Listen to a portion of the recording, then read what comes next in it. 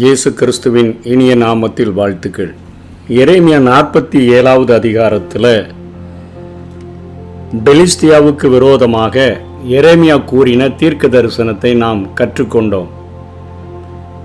எப்படிப்பட்ட தேசமாயிருந்தாலும் கர்த்தருடைய நாமம் தரிக்கப்பட்ட தேசத்துக்கு விரோதமாக ஆண்டவர் மட்டாய் தண்டிக்கும்படியாய் அனுமதிக்கும் பொழுது மிகுதியாய் தண்டிக்கிற பட்டணங்களை, தேசங்களை ஆண்டவர் மிகவும் அதிகமாக அவர் அழிக்கக்கூடிய ஒரு ஆற்றல் உடையவர் என்பதை, பெலிஸ்திய இனமே இல்லாதபடி அழிந்து போகக்கூடிய சூழ்நிலைகளை, நிலைமைகளை நாம் வேதத்திலே கற்றுக்கொண்டோம். பெலிஸ்தியாவினுடைய அழிவை ஏசாயா, எரேமியா, எசேக்கியேல், அதனைத் தொடர்ந்து யோவேல், செப்பனியா, ஆமோஸ், சகரியா ஆகியோர் கூறினதின்படி அது மிகுதியாக அழிந்து போனது. 47ஆம் அதிகாரத்தில் யூத ஜனங்கள் ஆண்டவருக்கு விரோதமாக பாவம் செய்ததினால் ஆண்டவர் அவர்களை மட்டாய் தண்டிப்பதற்கு ஒப்பு கொடுத்ததையும், அவர்களை தண்டிக்கிற தேசங்களை ஆண்டவர் நியாய தீர்ப்பு செய்கிறதையும் நாம் கற்றுக்கொண்டோம். இதற்கு தொடர்ச்சியாக ஆதாரமாக தாவீதினுடைய வாழ்க்கையை நாம் எடுத்துக்கொண்டோம் என்று சொன்னால், ஒரு தனி மனித வாழ்விலும் ஆண்டவருக்கு விரோதமாக நாம் பாவம் செய்யும் பொழுது, நம் மூலமாக ஆண்டவருடைய நாமம் தூஷிக்கப்படும் பொழுது ஆண்டவர் நம்மை சிக்ஷைகளுக்கு ஒப்பு கொடுக்கிறார். நம்மை தண்டிக்கும்படியாக, மட்டாய் தண்டிக்கும்படியாக மற்றவர்களுக்கு நம்மை கையளிக்கிறார். அந்த சூழ்நிலையில் அவர்கள் மட்டாய் தண்டிக்காதபடி நமக்கு விரோதமாக அதிகமான காரியங்களை செய்தால் ஆண்டவர் அவர்களை நியாயம் தீர்ப்பார் என்கிறதை தாவீதினுடைய வாழ்க்கையிலிருந்து நாம் கற்றுக்கொள்ள முடியும். 2 சாமுவேல் 16ஆம் அதிகாரம் 23ஆம் வசனத்தில், அந்நாட்களில் அகித்தோப்பேல் சொல்லும் ஆலோசனை தேவனுடைய வாக்கை போல இருந்தது, அப்படியே அகித்தோப்பேலின் ஆலோசனை எல்லாம் தாவீதுக்கும் இருந்தது, அப்சலோமுக்கும் அப்படியே இருந்தது என்று சொல்லி, அகித்தோப்பேலினுடைய பெயரின் அர்த்தம் முட்டாள்தனத்தின் சகோதரன், ஆனால் அவன் உலக ஞானத்தினால நிறைந்திருந்தபடியினால, அவன் மிகுந்த ஒரு ஞானத்தை பெற்றிருந்தபடியினால அவனுடைய ஆலோசனைகள் எல்லாம் தாவீதுக்கும் அவனுடைய மகனாகிய அப்சலோமுக்கும் அது தேவ வாக்கு போல இருந்தது என்று சொல்லி எழுதப்பட்டிருக்கிறது. அகித்தோப்பேல் தாவீதினுடைய ஆலோசனைக்காரனாக இருந்தவர். அந்நாட்களில் அகித்தோப்பேல் சொல்லும் ஆலோசனை தேவனுடைய வாக்கை போல இருந்தது என்ற சொல்லாட்சி அவரது மிகவும் சாதுரியமான அரச தந்திர ஆலோசனைகளை குறிப்பிடக்கூடியதாக இருக்கிறது. இவ்வாறு இவர் இஸ்ரவேலின் சாணக்கியராக அவர் இருந்தார். தாவீது உரியாவின் மனைவியாகிய பத்சேபாலை அவர் எடுத்துக்கொண்ட பொழுது யோவாபையும் தன்னுடைய யுத்த வீரர்களையும் யுத்தத்திற்கு அனுப்பிவிட்டு, அவர் தன்னுடைய உப்பரிகையின் மேலே விளாத்தி கொண்டிருக்கும் பொழுது ஸ்நானம் பண்ணி கொண்டிருந்த அந்த உரியாவின் மனைவியாகிய பத்சேபாலை அவர் அழைத்தனுப்பி அவளோடு கூட தவறான உறவை ஏற்படுத்தி, அவருடைய கணவனாகிய உரியாவை அழைத்தனுப்பி அவனுக்கு அநேக வெகுமதிகளை கொடுத்து குடிக்க வைத்து, அவள் பத்சேபால் அவள் குழந்தை உண்டாயிருக்கிறாள் என்று சொன்ன அந்த காரியத்தை கேள்விப்பட்ட பொழுது அதனுடைய பழியை உரியாவின் மேலே போடுகிறதற்கு அத்தனையான காரியங்களை செய்த போதிலும், உரியா என்னுடைய தேவனுடைய சேனைகளும் இஸ்ரவேலின் சேனையும் யுத்தத்தில் இருக்கும் பொழுது நான் எப்படி என்னுடைய வீட்டிற்கு போய் நான் சந்தோஷமாக இருக்க முடியும் என்று சொல்லி குடித்துவிட்டு அரண்மனை வாசலிலே படுத்து கிடந்த அந்த உரியாவினுடைய கரங்களிலேயே உரியாவை கொல்லும்படியான காரியத்தை எழுதி யோவாபினுடைய கரங்களிலே கொடுக்கும்படியாக தாவீது அனுப்பினதை நாம் பார்க்கிறோம். அத்தனையாக பத்சேபாலை கெடுத்தது மாத்திரமல்ல, அவளுடைய கணவனை ஏத்தியனாகிய அந்த ஊரியாவை போரிலே சாகத்தக்கதாக அவனை விட்டுவிடும்படியாக யோவாப்புக்கு ஆலோசனை கூறி அவனை கொன்று போட்ட தாவீது 2.5 வருடங்கள் ஆண்டவருடைய உணர்த்துதல் இல்லாம, ஆண்டவருடைய அந்த சத்தத்தை கேட்காம, ஆண்டவர் யுத்தத்தில் ரிசல்ட் எழுத முடியாத அந்த ஒரு சூழ்நிலையில் ஆண்டவர் நாத்தான் தீர்க்கதரிசியை அனுப்பி அவரை எச்சரித்தார். தாவீதினுடைய வாழ்க்கையில் பத்சேபாளுக்கும் அவனுக்கும் பிறந்த குழந்தை அத்தனை கேவலமாக நோய்வாய்ப்பட்டு இறந்து போனது.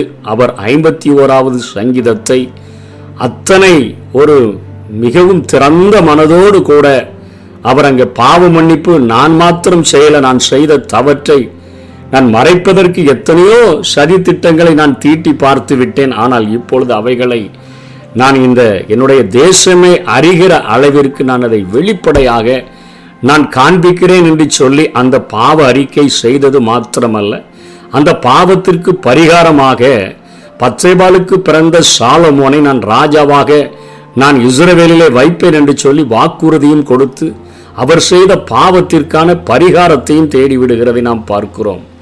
அதற்கு முன்பாக இருக்கிற குமாரர்களை ராஜாவாக்காதபடி சாலமோனுக்கு அந்த வாய்ப்பை தருகிறேன், நான் செய்த பாவத்தின் நிமித்தமாக பரிகாரத்தை செய்து கொள்கிறேன் என்று சொல்லி தாவீது அத்தனையாக தன்னுடைய வாழ்க்கைகளை சரி செய்த போதிலும் கூட அகித்தோப்பேலினுடைய மகனாகிய எலியாம் என்பவருக்கு பிறந்த மகள் பெயர் பத்சேபாள்.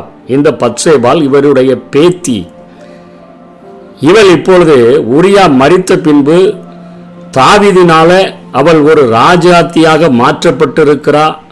அவளுக்கு பிறக்க போகிற அந்த சாலமோன், முதல் குழந்தை இறந்து விட்டது, திரும்ப பிறந்த சாலமோனை தாவீதே ராஜாவாக ஏற்படுத்துகிறார் என்கிற காரியங்கள் எல்லாம் அவருக்கு தெரிந்திருந்த போதிலும் தாவீதை ஆண்டவர் அத்தனையாக அவர் செய்த பாவங்களின் நிமித்தமாக தன்னுடைய நாமம் தூஷிக்கும்படியாக நடந்துவிட்டபடியினால அநேக சிக்ஷைகளுக்குள்ளாக உட்படுத்தி தாவீதை சரி செய்து பாவத்தை ஆண்டவர் மன்னித்த போதிலும் இந்த வயதான அகித்தோப்பேலுக்கு தாவீது செய்த பாவத்தை மன்னிக்க முடியவில்லை. பத்சேபாளின் இடத்தில் இப்படிப்பட்ட காரியத்தை செய்து விட்டான் என்கிற ஒரு வர்மத்தோடு கூட அவனை பழிவாங்கும்படியாக தாவீதினுடைய குமாரனாகிய அப்சலோம் தாவீதை எப்படியாயிலும் வீழ்த்துவிட்டு ராஜாவாக முயற்சி எடுத்து அதற்கான காரியங்களை செய்த பொழுது தாவீது காட்டிற்குள்ளாக தன்னுடைய மனைவிகளோடு மறுமனையாட்டிகளோடு அவன் ஓடிவிடுகிறான். இங்கே அப்சலோம் ராஜாவாக மாற்றப்பட்டிருக்கும் பொழுதுதான் அகித்தோப்பேல் அங்கே அப்சலோமின் இடத்துல வந்து பேசுகிறான். 2 சாமுவேல் 17ஆம் அதிகாரம் 1ஆம் வசனத்துல, பின்பு அகித்தோப்பேல் அப்சலோமை நோக்கி, நான் 12000 பேரை தெரிந்து கொண்டு எழுந்து இன்று ராத்திரி தாவீதை பின்தொடர்ந்து போகட்டும் என்று கேட்கிறான். 12000 பேரை நான் தெரிந்து கொண்டு எழுந்து ராத்திரி தாவீதை நான் பின்தொடர்ந்து நான் போகிறேன். அவன் விடாய்த்தவனும் கை தளர்ந்தவனுமாய் இருக்கையில் நான் அவனிடத்தில் போய் அவனை திடுக்கிட பண்ணுவேன். அப்பொழுது அவனோடு கூட இருக்கும் ஜனங்கள் எல்லாரும் ஓடி போவதினால் நான் ராஜா ஒருவனை மாத்திரம் வெட்டி ஜனங்களையெல்லாம் உம்முடைய வசனமாய் திரும்ப பண்ணுவேன். இப்படி செய்ய நீர் வகை தேடினால் எல்லாரும் திரும்பின பின் ஜனங்கள் சமாதானத்தோடு இருப்பார்கள் என்றான். இங்கே அப்சலோம் ஒரு அருமையான ஆலோசனையை அவன் கொடுக்கிறான். அப்சலோமின் இடத்துல சொல்லுகிறான், ஒரு 12000 பேரை மாத்திரம் தாரும், நான் போய் தாவீது இப்பதான் ஓடி போயிருக்கிறான், அவன் விடாய்த்திருப்பான், அவன் கை தளர்ந்தவனா இருப்பான், அவன் இப்பொழுது மகனே தனக்கு விரோதமாய் வந்தபடியினாலே உண்மையிலேயே இப்படிப்பட்ட நிலைமையில் தான் இருக்கிறான். அன்றைக்கு 12000 பேரை அகித்தோப்பேல் தெரிந்தெடுத்து போயிருந்தான் என்று சொன்னால் நிச்சயமாக தாவீது கைகளிலே சிக்கியிருப்பார். அவ்வளவு அருமையான ஒரு ஆலோசனையை அகித்தோப்பேல் கொடுக்கிறார். ஆனால் ஆண்டவர் தாவீதை மன்னித்தபடியினால, தாவீதின் மேல பிரியம் வைத்தபடியினால அங்கே அப்சலோமுடைய கைகளில் இருந்து ஆண்டவர் தாவீதை காப்பாற்றுகிறதற்காக ஊசாய், அவனை தாவீது தந்திரமாக அனுப்பி வைத்திருந்த அந்த ஊசாயினுடைய வார்த்தையை கூட நம்ம ஒரு விசை நம்முடைய பார்வைக்கும் இஸ்ரவேலினுடைய பார்வைக்கும் அப்சலோமினுடைய ஆலோசனை அத்தனை நலமாய் தோன்றினாலும் ஊசாயின் இடத்துல கேட்போம் என்று சொன்னபொழுது அவன் அதை அறிந்து கொண்டவனாக மாற்றி சொல்லுகிறான். உம்முடைய தகப்பனும் அவன் மனுஷரும் 8ஆம் வசனத்தில் பலசாலிகள் என்றும் வெளியிலே குட்டிகளை பறிகொடுத்த கரடியைப் போல மனம் எறிகிறவர்கள் என்றும் நீர் அறிவீர். உம்முடைய தகப்பன் யுத்த வீரனுமாய் இருக்கிறார், அவர் ராக்காலத்தில் ஜனங்களுடைய தங்க மாட்டார்.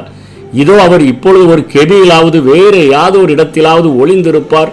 துவக்கத்திலே தானே நம்முடையவர்களில் சிலர் பட்டார்களே, ஆனால் அதை கேட்கிற யாவரும் அப்சலோமை பின் செல்லுகிற ஜனங்களில் சங்காரம் உண்டாயிற்று என்பார்கள் அப்படின்னு சொல்லி, அப்பொழுது சிங்கத்தின் இருதயத்திற்கொத்த இருதயமுள்ள பலவானாய் இருக்கிறவரும் கூட கலங்கி போவான், உம்முடைய தகப்பன் சபுரியவான் என்றும் அவனோடு கூட இருக்கிறவர்கள் பலசாலிகள் என்றும் இஸ்ரவேல் எல்லாரும் அறிவார்கள் என்று சொல்லி இங்கே ஊசாய் அகித்தோப்பேலினுடைய ஆலோசனையை அங்கே தாறுமாறாக்குகிறதை பார்க்கிறோம்.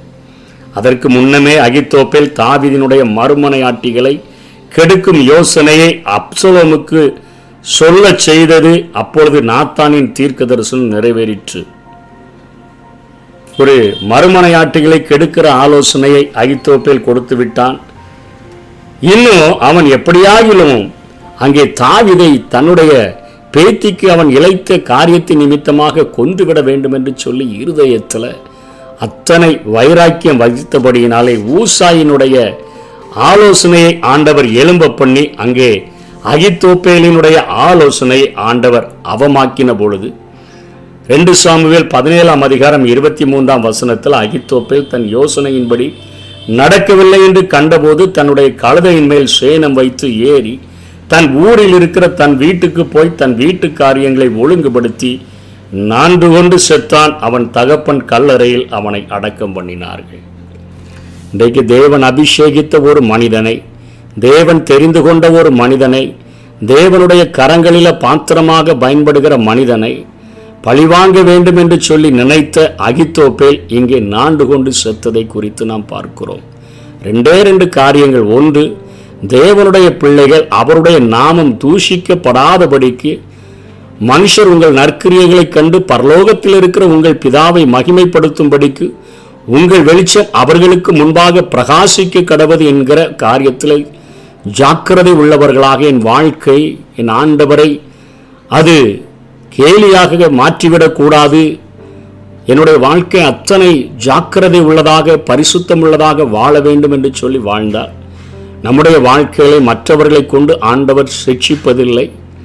அப்படிப்பட்ட சிக்ஷைகள் அவிசுவாசிகளுக்கும் மற்றவர்களுக்கும் கொடுக்கும் பொழுது அவர்கள் நம்மை மட்டாய் தண்டிக்காதபடி மிகுதியாய் அழித்து விட வேண்டும் என்று சொன்னால் ஆண்டவருடைய நியாய தீர்ப்பு அவர்களை அழிக்கும் வண்ணமாக அது நடந்துவிடும் என்கிற காரியம் இங்கே தாவீதினுடைய வாழ்விலும் அகித்தோப்பேலினுடைய வாழ்விலும் இருந்து கற்றுக்கொள்ளுகிறோம். ஆகவே நம்முடைய வாழ்க்கையில் நம்ம ஜாக்கிரதையாய் வாழ்கிறதற்கு தீர்மானம் எடுத்து ஆண்டவரை எல்லா சூழ்நிலையிலும் அவரை பரிசுத்தப்படுத்தி வாழ்கிறதற்கு கற்றுக்கொள்ள வேண்டும்.